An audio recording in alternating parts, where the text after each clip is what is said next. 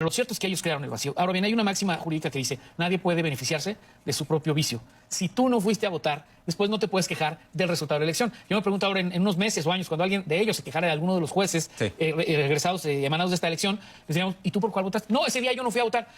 Pues... García Repper da una excelente explicación de por qué era necesario reformar el Poder Judicial antes que las fiscalías. Pero vamos a iniciar con el asunto de las fiscalías. Hoy Reforma, en primera plana, dice, está en riesgo la autonomía de la FGR, la autonomía de las fiscalías estatales. Y yo me pregunto, ¿cuándo han sido autónomas las fiscalías estatales? ¿No están muy manoseadas por los gobernadores? ¿No Duarte hacía lo que quería? ¿No Graco Ramírez impuso a Uriel Carmona? Así es, creo que hay muy claros ejemplos que todo mundo conoce de lo que sucedió o sucede en algunas de las fiscalías. Tenemos el caso de la Fiscalía de Veracruz, que costó un trabajal que pudieran deshacerse del fiscal que habían dejado. Winkler, ¿verdad? Exactamente. Tenemos el caso de la Fiscalía de Guanajuato, que tenía casi 20 años trabajando en la fiscalía, no lo pudo quitar el gobernador saliente. A Carlos Amarripa. Así es, hasta que él decidió irse, como don Porfirio en el Ipiranga, ¿no? Ya me voy. Tenemos el caso de la Fiscalía de Tamaulipas, que fue nombrado en la época del exgobernador Cabeza de Vaca y que sigue siendo el procurador. Tenemos el caso de la Fiscalía de Chihuahua. Fiscales tapaderas, ¿no? Sí, yo lo he visto, el fenómeno que he visto en estos casos es que un gobernador controla al Congreso, que pone a un fiscal y que ese fiscal pervive o prevalece después de que el gobernador se va. Entonces prácticamente es la retirada, es la retaguardia que cubre la retirada de un gobernador. Cuando llega un nuevo gobierno y a través de los instrumentos de control o de las auditorías se dan cuenta que hay fraudes, que hay desvíos, desfalcos, no pueden proceder debidamente, pues porque la fiscalía se debe al anterior, simplemente se sienta en los expedientes y las cosas van avanzando muy lento. Entonces, esto de la autonomía es relativo y si bien no podemos generalizar, si hay suficientes casos como para decir, no es cierto, las fiscalías no son autónomas, al menos en las entidades federativas. Yo he escuchado las críticas que se le han venido haciendo desde el principio del sexenio anterior al fiscal Hertz, pero la Fiscalía General de la República nunca se ha dedicado a perseguir políticamente a servidores públicos. Ellos han simplemente cumplimentado las denuncias, se ha investigado y no pasa lo que sucede, por ejemplo, en Guanajuato, lo que sucedió en Veracruz, lo que sucedió en Morelos, ¿no? Donde se utilizan como brazos políticos de desquite y para perseguir enemigos de los propios gobernadores o exgobernadores. ¿Estarías a favor entonces de que se revisen todas las fiscalías, el sistema de procuración de justicia, que es muy importante, la integración de carpetas, que tengamos ministerios públicos eficientes, que no les tengamos miedo los ciudadanos a los ministerios públicos? Porque a veces uno dice, mejor ni denuncio porque... Para empezar, no me quieren atender. Luego parece que me están haciendo el favor. Y la gente del Ministerio Público parece que es mi enemigo. Sí, de hecho este fue el tema, el gran tema en la discusión del sistema de justicia, en el cual se inscribió la reforma que en un momento más comentaremos. Sí. Decían, es que primero tienes que reformar las fiscalías porque es lo que urge. Compañeros, si se hubiera reformado las fiscalías por este constituyente, ¿qué hubiera sucedido? La Corte hubiera dicho, es inconstitucional, va para atrás. Los jueces hubieran emitido amparos para salvaguardar los derechos de los fiscales, de los ministerios públicos, para que no fueran removidos. Lo importante primero era cambiar el sistema en el cual se dicta la última resolución para que no hubiera estos obstáculos disfrazados de constitucionales. Y ahora sí, hay que tomar con la debida calma el estudio de las fiscalías. ¿Qué hay que cambiar? Así, de bote pronto, ¿cómo se integran las carpetas? ¿Cómo se recluta a los servidores públicos, a los ministerios públicos? ¿Cómo se les paga? ¿Cuál es el seguimiento que se le da a sus conductas? ¿Cómo se trata a la gente? Cuando tú llegas a un ministerio público, te da miedo. Sí. Porque primero las instalaciones son insalubres, o sea, no hay ni baño ni jabón, no hay quien te reciba, te puede estar recibiendo alguien que viene de comer o que te trata mal o ya te barrió de arriba abajo y ya te está diciendo, bueno, pues a ver, es que también la señorita, mire cómo venía vestida, etcétera. Sí. Esto pasa por una capacitación profunda, por un nuevo reclutamiento de abogados y abogadas que se esmeren en ayudar a que haya justicia en México y sobre todo por un sistema de medición de la eficiencia y de la eficacia. Lo que se pueda medir, mídelo, y lo que no se pueda medir, inventa cómo medirlo, porque si no, no sabemos cuál es el grado de eficiencia de estas instituciones. Bueno, primero que nada, la reforma constitucional tenía por objeto renovar a la judicatura mediante un procedimiento democrático. Visto así, pues ya se logró. Y están abiertas las vías de impugnación. Por cierto, hoy se anunció y ayer que había algunos grupos, incluso el Partido Acción Nacional, que tienen pensado impugnar. Pues me parece lo mejor que se puede hacer. Primero, es su derecho. Y segundo, qué bueno que acudan al tribunal para que sea el tribunal el que dé la última palabra y les diga, bueno, primero, el Partido Acción Nacional no está peleándose una representación política, no tiene ese interés jurídico, pero bueno, a ver, vamos a ver qué viene. Oye, pero no es una contradicción. Roberto Gil no quedó como candidato a ministro. Él quiso ser, él participó dentro del proceso y como no quedó, entonces vamos a impugnar. O sea, ahí hay una contradicción en ese tipo de grupos. Ahora, andan con la cantaleta del acordeón. Yo, la verdad, fui a votar y no fui coaccionado en mi voto. Sí vi varias listas.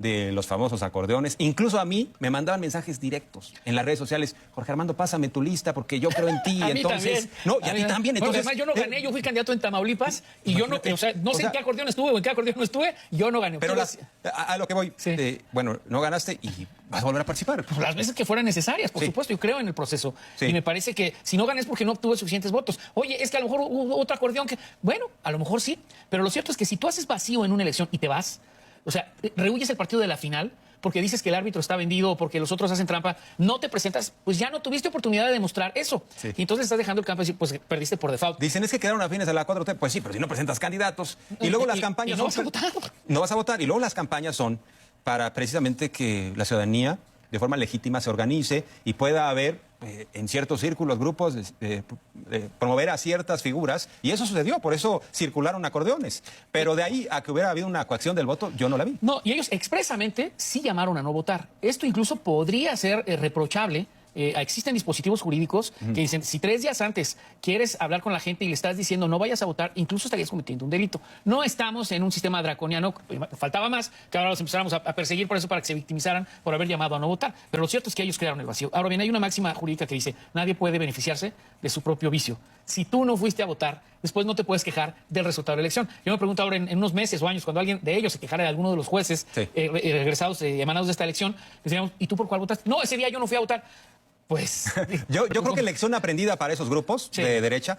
Para la siguiente van a presentar sus candidaturas espero que y yo sí. creo que, Yo espero que sí. van a votar muy activamente. mira, mucho va a depender, desde luego, del compromiso que ellos ya hicieron con la ciudadanía, de cómo la ciudadanía los vigile y los critique, y ahí sí, bueno, y siempre, bienvenidos estos grupos que se quejan y que critican, qué bueno, que empiecen a criticar el trabajo de los jueces, magistrados y ministros, porque en una democracia los que vigilamos somos los ciudadanos, está perfectamente que los critiquen. Nosotros decíamos, los jueces no son intocables, menos intocables serán ahora. Ahora habrá un tribunal de disciplina, habrá un órgano de administración que se encargará de que la austeridad sea una realidad en el Poder Judicial, o por lo menos que el dinero que se despilfarraba en trajes sastres y en togas y en chefs y en celulares y en suburbans, ahora se utilice para contratar más personal, para abrir quizá más órganos jurisdiccionales, para hacer más accesible, para que haya más defensores de oficio, para que la gente tenga acceso a la justicia. Sí, es brillante esa explicación y no te la dicen en la televisión corporativa. Este hombre no lo vas a ver en ningún lado. Estemos de acuerdo o no con él. ¿A poco yo estoy de acuerdo con lo que dicen en Fórmula, en MBS, con Aristegui? Pero van puras personas con tintes de derecha que hablan en contra de la 4T. Entonces, como dijo López Obrador, confunden hasta al más avispado. Entonces, García Repper explicó perfectamente, si tú reformas, porque ahí se la pasan diciendo en los medios de comunicación corporativos, no, primero en las fiscalías, que hay, no hombre, se iban a amparar. Entonces había que aprovechar que teníamos toda la mayoría para reformar primero desde arribotota, desde mero arriba. Como dijo Obrador, las escaleras se barran desde arriba. Vamos a tumbar en la cabeza esa corrupción, como dijo brillantemente García Repper.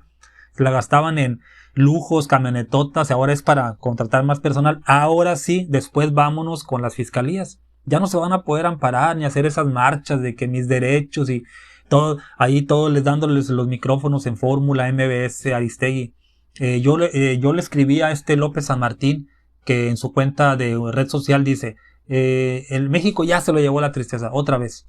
Y yo le digo, ¿sabes cuál es el problema también? Le digo que hay muchos López San Martín en los medios de comunicación y no hay gente que no piensa como López San Martín. O sea, ya nada más te quedas con lo que dicen ellos. Adela Micha invita una vez a la semana a Gil Suárez. Lo tiene como su abogado estrella, un panista.